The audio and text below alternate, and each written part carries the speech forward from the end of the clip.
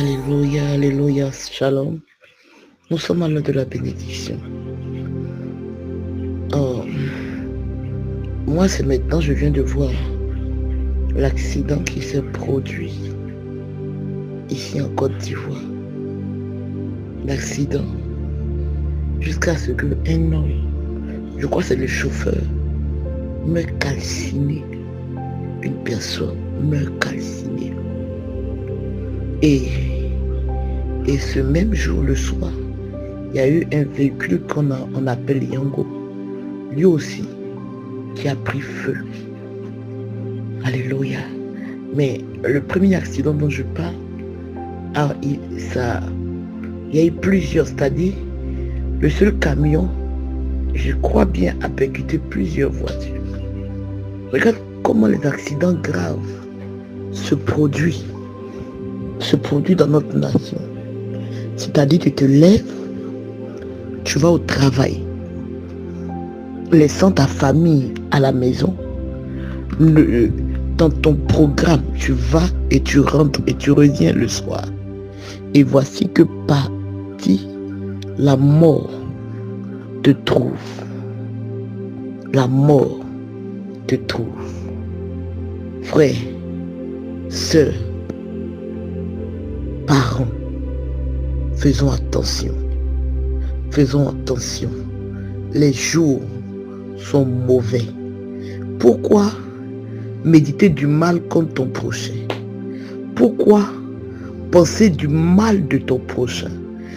Pourquoi voir une personne dans la joie, voir une personne élevée te fait mal?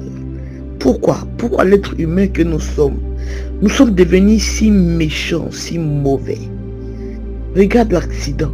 Il ne pensait pas qu'il n'allait pas rentrer le soir. Toutes ces personnes-là qui meurent par accident, par mort subite, qui meurent dans les lits d'hôpital, ou d'autres personnes même ils dorment et ils ne se lèvent pas. Il n'y a pas eu de maladie quelconque. Il se lève, il tombe et paf, il est parti.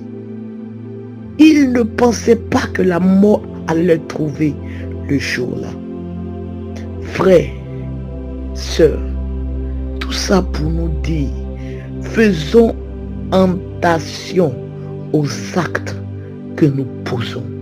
Faisons attention aux actes que nous posons. Dieu, il est juste. Dieu, il est réel. La Bible dit dans le livre de Job au chapitre 1er, son verset 12, l'Éternel dit à Satan, voici tout ce qui lui appartient, je te le livre, seulement ne porte pas la main sur lui. Et Satan se retira devant la face de l'Éternel.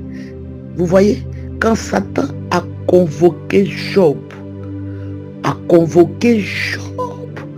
pour pouvoir le nuire, l'Éternel a dit à Satan, fais tout, mais ne le tue pas. Donc, je comprends pourquoi la Bible nous dit, le malheur peut atteindre souvent le juste, mais l'Éternel va l'en délivrer toujours. Ce qui a donné la victoire à Job sur la situation qui prévoyait, c'était la justice dans laquelle il marchait. C'était son bon cœur. Job a eu la victoire sur la situation à cause de sa manière d'agir, à cause de son bon cœur. Alléluia. C'est ce qui lui a donné la victoire. Je ne dis pas que tous ceux qui meurent actuellement sont pas bons. Non. Je veux te faire comprendre quelque chose. Pour avoir la victoire sur les difficultés, pour avoir la victoire sur l'épreuve, mon ami, tout dépend de ton comportement, tout dépend de ta manière de penser, d'agir.